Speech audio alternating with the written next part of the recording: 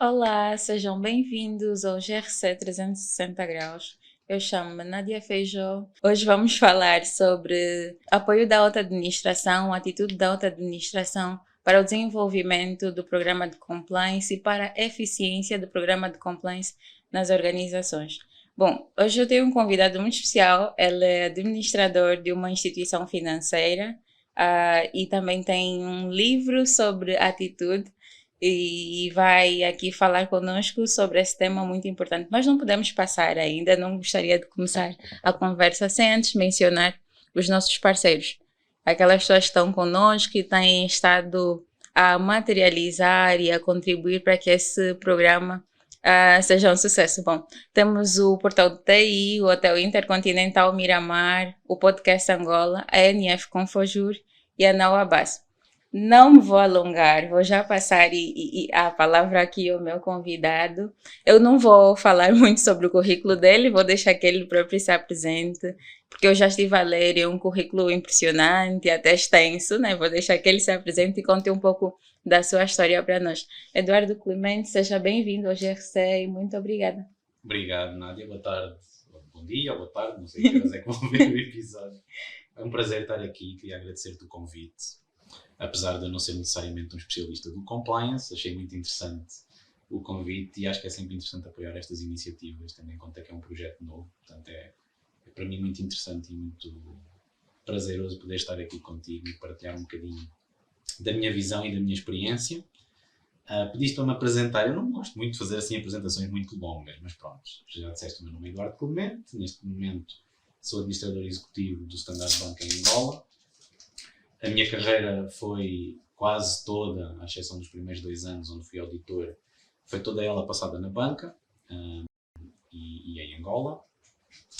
E nos últimos 2 anos tenho também, 2 anos e meio, tenho também um projeto pessoal onde faço apoio de mentoria a empreendedores, algumas startups, faço também algum investimento anjo em algumas startups e portanto tem sido um projeto novo, mas que é algo que tem muito a ver também com o meu propósito de vida e algo que me atrai imenso, que é não só passar o conhecimento, mas apoiar alguns desses projetos a desenvolverem-se, a crescerem um bocadinho mais, a poderem alcançar um sucesso de dimensão maior e também fomentar a criação de emprego, que é algo que eu acho que nós precisamos muito e na minha visão pessoal a dinamização do emprego vem mais dessas pequenas empresas do que necessariamente das grandes e portanto decidi investir algum do meu tempo também no espaço do empreendedorismo.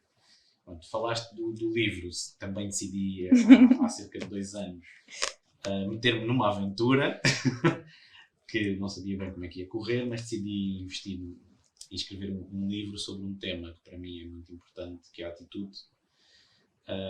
E veio um bocadinho da minha experiência pessoal e profissional, que foi ao longo do tempo, ao passar do tempo, perceber o que é que na minha carreira teve mais impacto, o que é que teve se calhar por trás do sucesso que eu consegui alcançar ao longo do tempo e perceber que se calhar a grande componente desse sucesso ou que me fez chegar onde estou hoje não foram tanto competências técnicas, mas mais temas comportamentais. Mais a forma de encarar os problemas, a forma de lidar com as pessoas, a forma de estar.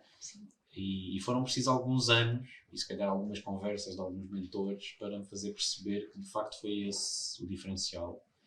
E depois de ter percebido isso e de ter também percebido que não é muito natural nós chegarmos a essa conclusão sozinhos, que é muitas vezes nós focamos, né? Tem que ser especialista nisto, online, só tem que ter os mestrados todos, ou tem que ser um engenheiro, não sei o quê. E para mim, depois de ter chegado à conclusão que se calhar o que teve mais impacto para mim ter sido temas comportamentais como a minha atitude, eu achei por bem partilhar isso com outras pessoas para quem isso também pode ser uma descoberta interessante e acabei por usar alguns dos meus exemplos e pronto, nasceu o livro sobre a atitude. Foi mais um desafio, mais uma aventura. É um livro com um conteúdo muito interessante, deixa já aqui dizer aos nossos ouvintes e a todas as pessoas que nos acompanham no YouTube. Capa muito bonita, isso sem falar do conteúdo. Podem encontrar na Amazon, né? Sim, tem. Bem, hoje já está disponível em muitos sites online. Há muitas lojas online que vendem. e que entregam por variedíssimos espaços do mundo. Portanto, eu comecei a vendê-lo na Amazon, mas hoje, se a pessoa colocar no Google o título, Já aparecem consegue. imensos websites diferentes, e depois, dependendo da geografia, alguns onde é mais fácil, outros onde fica mais em conta, também online já é muito fácil de encontrar. E vai sair a versão em português, em Angola, em breve, penso que ainda este ano de certeza, espero que nos próximos 2-3 meses possa haver novidades. Obrigada, Eduardo, por partilhar connosco esse conteúdo interessante, porque no fim do dia, sim, a nossa atitude faz toda a diferença nas nossas relações, tanto pessoais como profissionais. E o compliance tem tudo a ver com isso. A atitude dos colaboradores e também a atitude do board, a atitude da alta administração. E é esse o nosso tema no dia de hoje. Eduardo, para si, o que é GRC? Pronto, que é governação corporativa, risco e compliance. Em palavras assim miúdas. Bom. Quer dizer, são temas relativamente diferentes, mas tocam-se todos um pouco. Não é? Portanto, a questão da governação corporativa, e para mim estou mais por dentro daquilo que está relacionado com o setor financeiro, Sim. É muito importante porque nós, enquanto instituições financeiras, estamos a gerir o dinheiro dos depositantes. E é muito importante que essas instituições tenham estruturas de governança, ou seja, estruturas de como é que as decisões são tomadas, de como é que certos investimentos são decididos, quem é que pode fazer o quê, quem tem competências para decidir sobre determinadas matérias. É muito importante isso estar bem definido. Sim. E ser depois cumprido rigorosamente na prática, porque, quer dizer, é uma atividade, não é só por ser regulada, não é? É uma atividade que também é regulada porque tem impacto na vida das pessoas. E, portanto, se os bancos forem mal geridos, e nós temos exemplos de coisas que aconteceram nos Estados Unidos, não é? Por exemplo, que em 2008, 2009 criaram uma enorme crise mundial. Portanto, os temas da governação corporativa aparecem um pouquinho também para minimizar esses potenciais problemas. Sim. Portanto, é muito importante que estas empresas, eu falo mais do setor financeiro, que é aquele que me é mais próximo, não é? É muito importante que haja um roteiro de como as decisões são tomadas, quem é responsável pelo quê, segregação de funções, Sim. que haja uma visibilidade depois, porque nem todas as decisões são tomadas ao nível da alta liderança, ou do board, ou do Conselho de Administração. Mas é importante que o Conselho de Administração depois consiga ter visibilidade de como é que certas decisões foram tomadas, em que fóruns, quem decidiu, com base em quê, ter acesso às atas, às reuniões. Tudo isso faz parte de um modelo que transforma a gestão em mais segura e, se for bem feito, também mais eficiente. O risco já é um bocadinho diferente para mim. Todas as atividades têm risco. Sim. A atividade financeira tem uma série diferente de riscos, mas todas as empresas, todas as organizações estão sujeitas a riscos. Sim, o risco está no nosso dia a dia, na nossa basta forma de vida. Sim, basta sair de casa. Em casa. Estamos até suscetíveis a vários riscos. Mas continue. E então, acho que é muito importante todas as organizações terem consciência de quais são os riscos que efetivamente impactam a sua atividade. E se nós estivermos a falar, por exemplo, de uma empresa que vende online, não é? Sim. Tem o risco do acesso à internet, o risco do custo da internet, tem que garantir que as pessoas que compram não têm o risco de não receber os bens, quem vende não tem o risco de não receber o dinheiro, quer dizer, há uma série de riscos envolvidos no negócio. Devem ser acautelados. No tema do risco bancário é um bocadinho diferente. Temos o risco de crédito, de garantir que os créditos que são concedidos são devolvidos, temos os riscos cambiais, temos os riscos de mercado, da flutuação das taxas de juros, quer dizer, há um conjunto grande de riscos e todos eles com impactos muito significativos na atuação da empresa. E nós não conseguimos gerir o que não conhecemos. Sim. Então, se queremos gerir bem, o primeiro passo é saber o que é que existe, não é? Quais são os riscos. Eu costumo às vezes dar esse exemplo quando estou a falar com empreendedores, que é a primeira coisa que a gente faz quando entra numa sala que está às escuras é acender a luz. E nas empresas é a mesma coisa. Antes de nós tomarmos decisões, temos que acender a luz. E acender a luz é perceber onde é que nós estamos. Perceber onde é que nós estamos inclui compreender a que riscos é que nós estamos sujeitos. E, portanto, é muito importante que haja não só essa primeira fase de identificar, e depois ir acompanhando e perceber que práticas é que podemos delinear para mitigar ou eliminar esses riscos. Eliminar é muito difícil. Sim, mitigar. É o mais normal. Ir acompanhando que os riscos vão mudando e nós vamos reajustando a nossa forma de atuação para continuar a mitigar esses riscos. Compliance é talvez um tema um bocadinho mais abrangente e talvez menos específico. Porque o compliance podia-se traduzir quase que em princípios, na minha perspectiva. Que é ser ético, fazer o certo, cumprir a regulamentação, cumprir a legislação. Portanto, parece muito simples. Parece muito simples, mas na realidade não é assim tão simples, não é? Exato. Porque há muitos conflitos que aparecem no dia-a-dia entre o que está escrito ou até o próprio espírito. Sim. O espírito da lei, a letra da lei, o que é que se tem que cumprir, às vezes não é bem a mesma coisa. Sim. Mas o tema da ética, o tema do senso comum, de ter bom senso, de conseguir aplicar. Para mim, pessoalmente, eu valorizo muito princípios, se calhar mais até do que regras muito específicas. E se nós cumprirmos 2 ou 3 princípios, que é não fazer nada que seja ilegal, defender os interesses da instituição e os interesses dos clientes, ao mesmo tempo, não é? Um em detrimento do outro, os dois. Sim. E não fazermos nada que não seja que não fira a ética ou a moral, dificilmente nós fazemos algo errado, não é? Portanto, isto parece muito simples na prática, mas depois é preciso definir o que é ética, o que é moral, o que é legislação, quer dizer, e aí começa a ser mais complexo. Que há espaço para várias interpretações e cada um interpreta do seu jeito e pode de alguma forma gerar muitos conflitos de interesses e conflitos que podem afetar negativamente não só as organizações, mas até um país, não é? Muito obrigada, Eduardo, por trazer aqui para nós a sua versão, o seu entendimento sobre o GRC.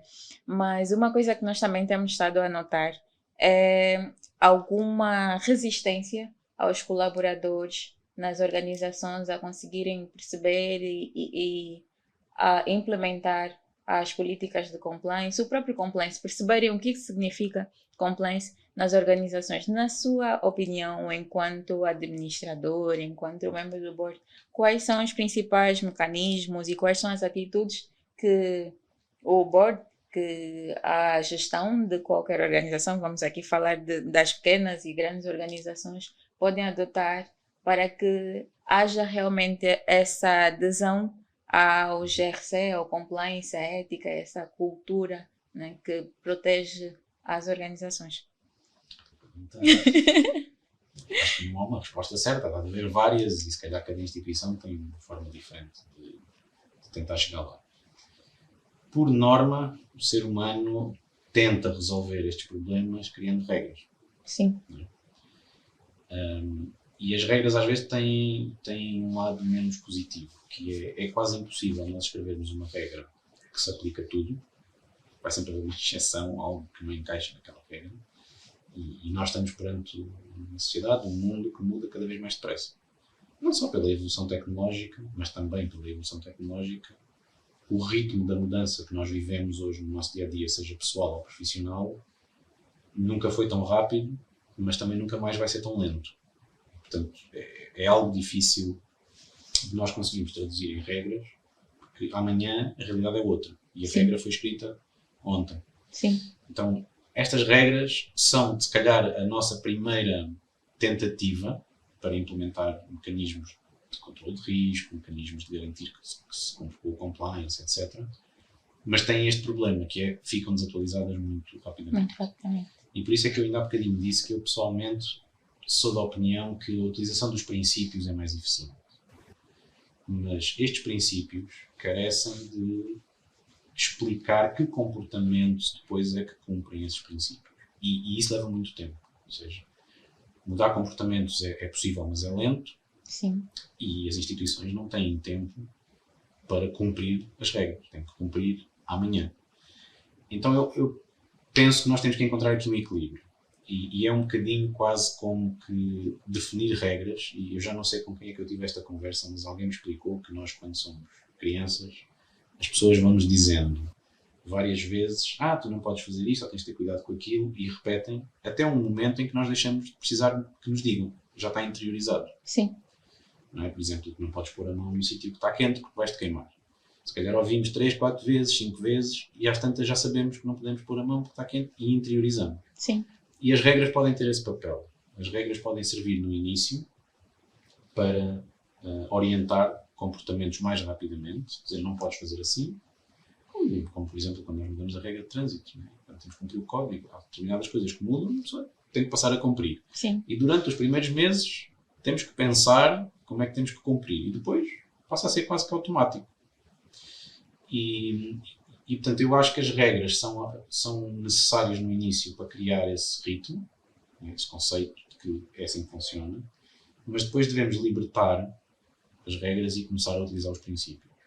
Porque as regras rapidamente vão ficar obsoletas, porque a realidade muda, mas se depois estes princípios estiverem alinhados àqueles comportamentos, eu posso ter que fazer algo de forma diferente, mas sei que tenho que cumprir determinados princípios. E, portanto, eu acho que é um processo de aprendizagem para todos nós, né, enquanto membros de uma organização, mas penso que essa conjugação de utilizar regras numa fase inicial e depois tentar extrapolar isto mais para princípios é mais sustentável. Se continuares sempre com regras, acabas por criar demasiada burocracia, porque ou vais aumentando cada vez mais as regras e são cada vez mais detalhadas, mas todas as semanas ou todos os meses tens que implementar mais regras, ou começas a pôr mais procedimentos uns em cima dos outros e começa a ser também confuso, às vezes. Sim. Então, não pode ser demasiado confuso, também não pode ser demasiado simples nem demasiado aberto para dar, como estavas a dizer há bocadinho, aso a muitas interpretações ou muitas sugestões, mas temos que encontrar aqui um equilíbrio. Pois, a doutrina faz referência à utilização de mensagens dos administradores, dos gestores, nas áreas comuns da organização, em entrevistas e participar dos treinamentos. Uma coisa que se verifica muito aqui no nosso país é que os chefes normalmente não participam muito dessas reuniões, não participam dos treinamentos, são aqueles que fogem a essa conversa. Então, eu acho que também acaba sendo uma medida interessante até para engajar os colaboradores sobre a importância de falar sobre esses temas, né? Sobre governação corporativa, sobre risco, sobre ética. E as pessoas no fim do dia querem ver os chefes, né? As pessoas que nos lideram lá conosco. E às vezes até a comer bem próximo ou a participar dos treinamentos, como já fiz referência, né? Mas que façam realmente parte do dia a dia dos colaboradores e não fiquem tão distantes, porque assim não conseguem passar a cultura da empresa, porque no fim do dia a compliance trata-se de implementar uma cultura de ética, cultura de conformidade nas organizações, e é isso. No início da nossa conversa, o Eduardo falou que também trabalha com startups, né? E é investidor anjo. E uma conversa que eu também acho muito interessante, tenho estado a estudar nos últimos dias, é a implementação de compliance, governação corporativa e risco para startups. Na sua perspectiva, acha que é possível e ir adaptando muito a nossa realidade e a realidade dos como chamam? Fundadores, né, de startups, empreendedores angolanos, acha que eles já estão a prestar um pouquinho mais de atenção para essas coisas, ou nem por isso, fazem acordo de sócios, nem por isso, têm as regras minimamente escritas lá no início, nem por isso. Pode nos passar um pouquinho sobre a sua experiência, a sua visão? Antes de responder a essa pergunta e pegando no que estavas a dizer antes, concordo em absoluto. Essa teoria de que a mensagem vem de cima nas instituições, normalmente fala-se muito sobre a estratégia, a cultura, né, que tem que vir de cima, até a inovação, mas fala-se muito. A inovação tem que ter o buy-in, ou tem que ter o patrocínio, né, do Conselho de Administração, da Comissão Executiva. E com o compliance é exatamente a mesma coisa. Eu tenho a felicidade de trabalhar num banco onde os temas de risco, compliance, governance são levados muito a sério. Nós fazemos parte de um grupo internacional e é um grupo que valoriza muito esses conceitos. Nós temos um dos valores, é fazer o negócio certo, da forma certa. Do the right business, the right way. Sim. Não é só the right business, the right way. E, portanto, fazer um negócio certo, da forma certa, é uma mensagem que nós passamos sempre. E nós todos temos formações de compliance que são obrigatórias fazer todos os anos e para todos nós temos que fazer. Existe essa regulamentação, né, aviso do BNA, mas também eu já tive conhecimento que muitas administrações, alguns bancos, algumas organizações não têm estado a fazer esses... Eu não posso falar pelos outros, não é? Por nós, eu sei que nós fazemos, e não só fazemos, como depois ainda temos algumas sessões fora essas formações obrigatórias, onde nós pedimos também a pessoas ou do grupo, ou especialistas, que venham partilhar connosco alguns temas, não Sim. só para a equipa do banco, mas mesmo para o Conselho de Administração. Fazemos formações recorrentes para irmos fazendo um refrescar, não é, das matérias. Que E é a própria Comissão Executiva e o próprio Conselho também que passam muito essa mensagem para as equipas, não é? Portanto, é um tópico ao qual nós damos mesmo muita atenção. Sim. E concordo em absoluto, a mensagem tem que partir de cima e não é só para a estratégia, não é só para a inovação, é também para estes temas de risco, de comportamentos, Sim. de ética, portanto, de compliance, estamos muito alinhados. Sobre as startups, sim e não. E porquê é que eu digo isso? A parte do não, vou começar pelo não. Numa fase inicial, e é a fase onde nós ainda estamos em Angola neste momento, o nosso ecossistema empreendedor é muito recente. E a maior parte das startups, não há assim muitas startups, há muitas pequenas empresas, ou microempresas, mas não há muitas startups. Mas sejam as micro, pequenas empresas ou as startups, elas estão quase todas numa fase de ideia ou de validação do produto. E nesta fase, a preocupação é perceber se eu tenho uma ideia, se eu tenho um produto. E então tu não encontras ainda muitas destas pequenas organizações que estejam ainda numa fase de estar preocupado com a organização ou a estrutura. Felizmente, algumas delas conseguem passar por alguns processos de aceleração, e nós temos, por exemplo, o Founders Institute, a Star Angola, que já dão algumas dessas ferramentas, já partilham quais algumas das estruturas que vocês podem ter um conselho de administração, podem ter, por exemplo, um board de consultores ou de board of advisors, agora não vou conseguir traduzir advisors. Não é bem mentores, mas pronto, um board de pessoas que te ajudam a pensar e a organizar o negócio. Esses próprios mentores não estão lá só para falar do produto, também estão para falar da estrutura da própria empresa, da estratégia, a longo prazo, médio prazo. Então, essa parte ainda não é propriamente uma preocupação de todos os empreendedores que estejam nesta fase mais inicial. Na fase de ideação. Isso. Mas algumas já passaram esta fase. Não é? Tu já tens algumas empresas. E nós, os casos mais conhecidos, a Lucas, a Copinga, a Mando, quer dizer, tens aí um conjunto de empresas que já estão numa fase de escalar, também a Api Saúde, por exemplo. E nessas empresas tu já notas uma preocupação diferente. Porque também já começam a ter uma dimensão que lhes obriga a preocuparem-se um bocadinho com a sua própria organização. Sim. E começas a ver esses temas a aparecerem à medida que eles vão crescendo na sua fase de negócio.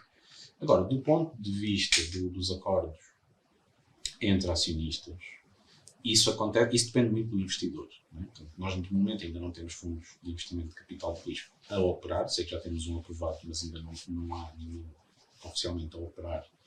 E, portanto, esses acordos normalmente são feitos entre a empresa, a startup, e ou uma grande empresa que quer fazer uma parceria com esta, ou um investidor anjo. E aqui depende muito de quem está do outro lado, se faz essa exigência de ter esse acordo, se não faz. Eu, pessoalmente, a minha experiência até agora, eu gosto de ter não só uma revisão dos estatutos, quando faço um investimento, como um acordo parasocial. E definir um conjunto de regras, não só de governação, mas até também de eventos futuros que possam acontecer e como é Como que a nós... saída ou a entrada de um Isso. outro sócio. Sim. Ou novas rondas de investimento, que é o normal no mercado mais evoluído, onde a empresa tem que passar por várias rondas de investimento e pode ser importante nós esclarecermos desde o início quem é que vai ser o sócio que vai ser diluído primeiro, até que percentagem, em que condições é que cada um dos sócios pode participar nessa ronda de investimento, se tem prioridade, se não tem prioridade, se tem acesso a um desconto, quer dizer, define-se já um conjunto de regras e pelo menos precaver algumas situações futuras. Claro que não consegues precaver todas, é o mesmo que estávamos a falar das regras há bocadinho, mas deixa já estabelecido alguns critérios. E também, sendo tu o investidor, ou tu a investidora, podes impor algumas regras de governance. Dizer, ok, eu vou investir, mas eu quero que esta empresa tenha uma reunião da Comissão Executiva ou do Conselho, dependendo da estrutura que a empresa cria, não é? Tem que ter uma reunião formal, tem que ter alguns relatórios, tem que ter acesso à informação, temos que perceber o que é que está a acontecer e vais criando algum ritmo de algum governance, vamos chamar assim, numa fase ainda muito inicial. Mas agora, no início, eles querem é provar que têm um produto, que têm um serviço. Se não tiverem, não têm empresa. Pois, mas não acha que seja necessário nessa fase, mesmo nesse início, nesses primeiros 2, 3 meses, já começar a prestar um pouquinho mais de atenção a isso? Isso não acaba de alguma forma atraindo investidores, atraindo pessoas que queiram entrar para o projeto e ajudar a crescer? Não influencia nem um pouquinho? Vou-te responder outra vez sim e não. Sim, na perspectiva, acima de tudo, da ética e da legalidade. Ou seja, por exemplo, teres a empresa constituída, devidamente constituída. Não é? Sim. Se não tens uma empresa, só tens uma ideia. E comprovares que estás a fazer o teste do teu produto, o teste da tua ideia, o teste da tua empresa, mas estás a seguir a lei, estás a cumprir a ética e a moral, não é? Quer dizer, não estás a fazer coisas para vender só por vender, ou vender um produto que não existe, só para dizer que tens mercado. Claro que isso interessa.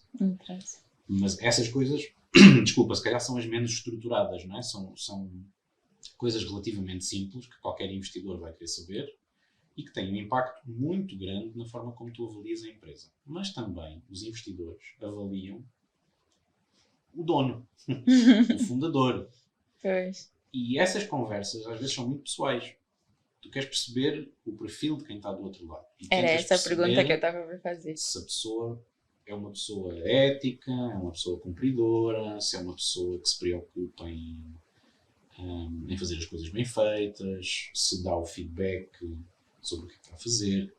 Tudo isso entra na preocupação. Numa fase inicial, não é tão preocupante uma estrutura de governance já muito bem definida. Quer dizer, não existe estrutura no início. Quer dizer, normalmente o founder, até pode ser uma equipa de founders, às vezes 2, 3, 4, mas estão muito focados no produto, no serviço. Agora, eles têm que garantir que não fazem nada ilegal, que não fazem nada que não seja ético e que cumprem a lei, né?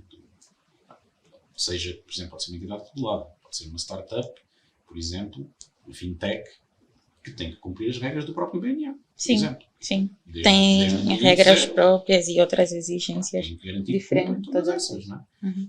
É diferente se estiveres a criar uma empresa num setor não regulado, mas continuas a não poder fazer algo ilegal, não é? Sim. Depois o investidor, às vezes há investidores, e eu também pergunto muitas vezes, por exemplo, se estavam a pagar os impostos. E muitas vezes não estão. Porquê? Porque ainda nem têm contabilidade, não têm dinheiro para pagar um contabilista, não é? Sim. E também faz um bocadinho, pelo menos, esta é a minha visão, um investidor anjo, que está a falar com empresas nesta fase tão inicial, que sabe que essas empresas não têm capital para garantir estes princípios. Se o investidor tem algum intuito de investir, pelo menos na fase inicial pode apoiá-los com este processo, que é fazer um primeiro trabalho com um contabilista, estabilizar as contas e mostrar onde é que estamos hoje, né? Acender a luz. Onde é que estamos hoje? Quais são as contas? Têm ou não têm dívidas fiscais? Não quer dizer que o investidor vá pagar as dívidas, mas pelo menos vai ajudar a organizar e identificar. E isso também nos dá depois, a nós, enquanto investidores, informação adicional para poder tomar a decisão. Claro que se não estamos a falar de uma empresa, se é só uma ideia, não precisas ter isto. Né? Sim. Tu podes vir apresentar uma ideia e dizer, olha, eu gostava de X kwanzas para testar esta ideia. Mas quero testar isto antes de constituir a empresa. Porque se isto não funcionar, eu nem sequer vou dar esses passos. E isso não há problema. Mas a ideia não pode ser ilegal. Não pode ser algo que não cumpre com a ética também. Não é? E com os bons costumes. Assim. Tá bem. Eu queria aqui deixar uma nota sobre a importância do compliance, independentemente do tamanho da organização, mas já percebi a visão do Eduardo e também faz muito sentido por causa desse momento em que ainda só a ideia e a ver se resulta e se não. E como um empreendedor, eu não me imaginaria a tratar de tantas essas coisas burocráticas e às vezes sem ajuda, né? E torna tudo muito difícil. Então procurem ajuda, procurem especialistas, procurem NF para ajudar-vos nesse processo de organização das coisas, organização até das questões de governação corporativa, risco e compliance, que é importante para a captação de investimentos estrangeiros, né? Porque nós não estamos a criar organizações só para Angola, queremos organizações que impactem positivamente o mundo, né? Queremos uma Apple aqui, um Uber aqui, então todas essas questões de compliance e governação corporativa são importantes, né? Mas claro, no momento certo, tendo em conta a, o estágio, né, de crescimento, de maturação da própria organização. Eduardo, Só que sim. antes de mudar de assunto, Uhum. nós vemos muito o que se passa lá fora, não é? E acho que todos nós queremos dinamizar o mercado e o ecossistema de empreendedorismo até ao ponto de nós conseguirmos ter empresas que abrem capital em bolsa. Sim. Que sejam startups ou empresas que têm potencial para abrir o seu capital em bolsa. Isso não é possível se não cumprirmos esses princípios. Sim. Pode não ser possível numa fase muito inicial. Sim. Não temos todos os recursos, não temos toda a organização. Mas se queremos chegar ali, àquilo que nós, às Apples, às Ubers, que nós vemos nos outros países e pensamos, eu também quero abrir, também quero ir para a bolsa, também quero ter uma capitalização bolsista de $1 bilhão e ser um unicórnio. Sim. Não é possível ir para a bolsa se não cumprirmos esses princípios, se não tivermos o governance bem definido, identificarmos os riscos, termos um controle sobre isso, porque nenhum investidor em bolsa, para já as bolsas têm as regras próprias, assim como no nosso caso a CMC, impõe um conjunto de regras que é preciso cumprir e focam-se muito também no processo. Pode haver um processo mais simplificado e sei que estamos a trabalhar nisso localmente, né? Pode ir, a CMC tem projetos muito interessantes sobre isso, mas de qualquer das maneiras vai ser preciso cumprir um conjunto de normas.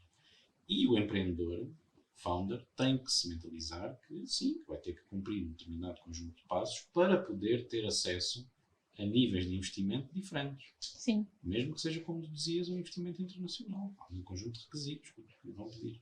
Sim. Bom, já estamos quase no fim, mas eu não gostaria de terminar sem que falássemos um pouquinho sobre ESG. Eu acredito que o Eduardo também já tem estado a prestar um pouquinho de atenção nisso enquanto investidor anjo. Olha, era para falarmos sobre governação corporativa e dentro do top, mas esse é um tema muito interessante e não conseguimos não abordar. Eu não posso estar com o Eduardo e não falar sobre essas coisas muito mais voltadas às startups. E no fim do dia acaba sempre girando em torno da posição e da atitude que qualquer gestão de organização, de empresa, deve ter. Então, vamos falar um pouquinho sobre ESG. Qual é a perspectiva do Eduardo sobre ESG? Acha que é só mais uma moda? Acha que é importante? Acha que veio para ficar? Acha que faz sentido? Acha que as startups devem prestar atenção? O setor financeiro, né? Já vai misturar aqui tudo e trazer a sua visão. Isso dá para fazer um podcast só sobre isso, mas sim, não acho que seja uma moda. Acho que é de extrema importância. Agora, cada país ou cada zona tem objetivos que são mais relevantes do que outros. Sim. Essa é a minha visão muito pessoal. Pedir a países, por exemplo, que não contribuem maioritariamente para os temas de aquecimento global, que também cumpram determinadas métricas, faz menos sentido do que ter esses países focados em métricas que são mais relevantes para eles. Portanto, acho que depois temos que ver aqui, ainda não estamos nessa fase de ver aqui algum balanço de quem tem que fazer o quê, mas acho que é importante. Agora, genericamente, não acho que seja uma moda, porque o tema ambiental é uma preocupação global, a nível mundial, e vamos ter que resolver. Ou resolvemos, ou desaparecemos. Sim. Portanto, não há uma opção. Agora, quem tem que tomar mais medidas para resolver também são, na minha perspectiva, os países que mais contribuíram para hoje estarmos onde estamos. Há países que inclusive já cumprem as métricas que foram definidas nos acordos, mas nunca contribuíram para o crescimento da poluição, por exemplo. Uhum. Temos que garantir que os outros também o fazem.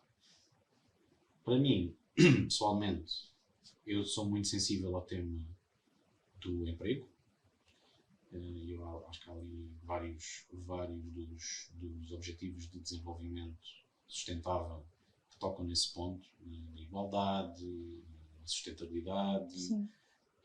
E eu falei há bocadinho, né, que um dos propósitos que me levou a envolver-me com o empreendedorismo foi poder contribuir para gerar emprego e criar sustentabilidade na criação de emprego, porque criar emprego não é só um tema económico, é um tema social. vai criar uma classe média mais robusta, eventualmente uma classe alta também mais robusta, ter as pessoas com oportunidade de terem emprego quando saem da faculdade, ou quem não quiser fazer a faculdade que tenha acesso ao emprego depois de sair do médio. Portanto, sou muito sensível a essas matérias, do ponto de vista pessoal. Acho que as startups devem olhar para esses objetivos. E é muito interessante porque a maior parte dos programas de aceleração que existem hoje já pedem às startups para refletirem quais dos objetivos de desenvolvimento sustentável a sua startup atinge. Sim. E isso é importante porquê? Não só porque é importante que a nossa empresa, desde o momento zero, perceba que não tem só que ter impacto económico. Esses tempos de pensar só no impacto económico já terminaram. Já. As empresas E hoje até os consumidores estão bem mais exigentes, né? E as empresas têm que ter uma perspectiva de sustentabilidade. Não é um objetivo definido no tempo. Eu não tenho que só entregar resultados para os próximos 2 anos. Eu tenho que entregar resultados, mas isto tem que ser sustentável para os próximos 20, 30, 50, e eu tenho que deixar as coisas melhor do que as encontrei. Portanto, é muito importante a startup perceber que tem que criar impacto económico, mas também um impacto social, ambiental. Não tem que ser todos. Pode ser um específico, mas tem que ter algo que contribua.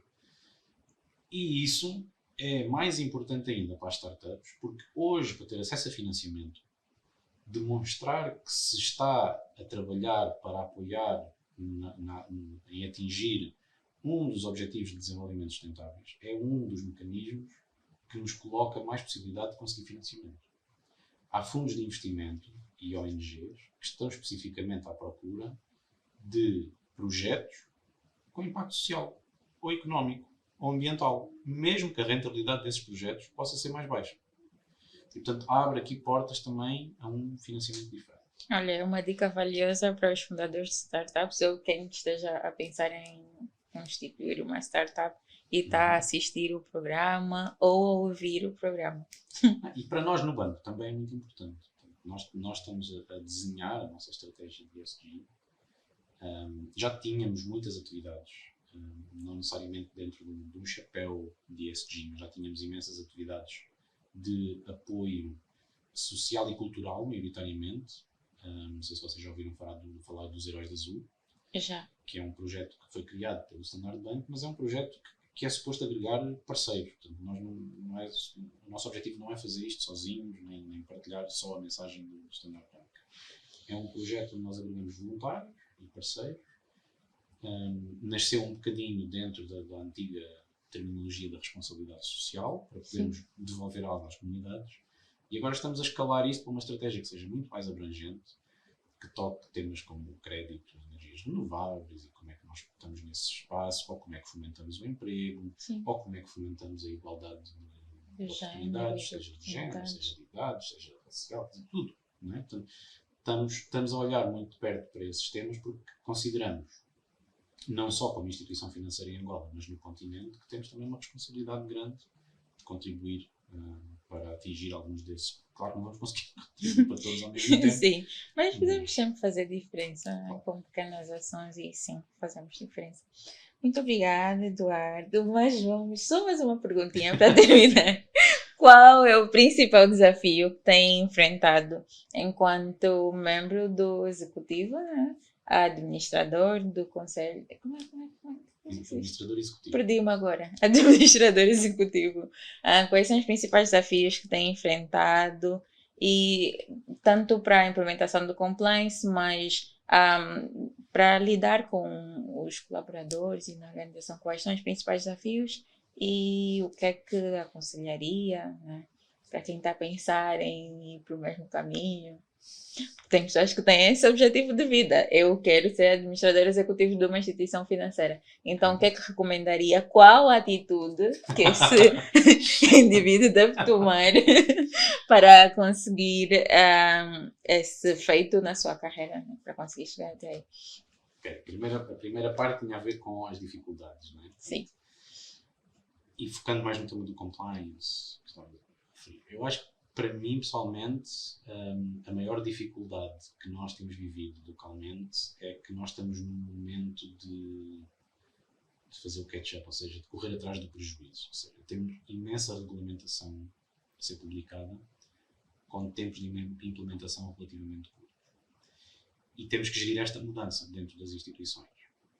E, portanto, é um desafio conseguir acomodar todas as legislações que vão saindo muito próximas umas das outras e de reguladores diferentes. Verdade. E, ao mesmo tempo, garantir que o dia-a-dia continua a acontecer. Ou seja, nós não podemos preparar o banco...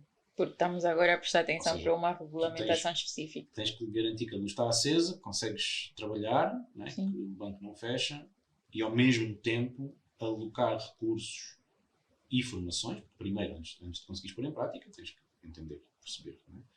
Então, essa tem sido uma dificuldade, que é gerir o ritmo desta mudança e gerir isto com as equipas, porque isto impacta as pessoas no dia-a-dia. Sim. Portanto, temos que gerir o nível de stress, temos que gerir a priorização. O que é que nós vamos poder deixar de fazer agora para garantir que cumprimos isto? E depois que este cumprir, como nós falámos no início é uma regra. E que depois passa a ser padrão, já não tens que pensar. Quando entras nesse ritmo de passar a ser o normal, Sim. soltas espaço então para depois voltares outra vez a fazer outras coisas. Mas esse tem sido talvez um dos desafios. E eu acho que tem a ver com a fase em que nós estamos. Né? Temos uma fase de muita mudança. E todos os países passam por isso. É normal. Sim. É como nós quando somos adolescentes. Também há muita mudança a acontecer ao mesmo tempo. E a gente não sabe bem como é que vai lidar. Mas lidamos e ultrapassamos. E crescemos. Sobre a atitude para chegar a um cargo deste. A primeira coisa que eu diria é podem sempre comprar o livro. Estou a brincar.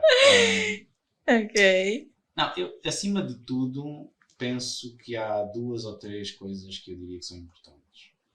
A base é nós sermos relativamente sólidos nas competências técnicas, ou seja, cada um de nós focou-se numa área de estudo. Por exemplo, tu focaste na área de compliance e risco.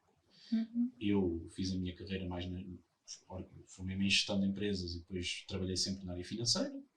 Portanto, foquei-me mais na área financeira, mas dentro da área financeira, ou dentro do compliance, tens que atingir ali um limite que é um limite de alguma estabilidade da competência técnica.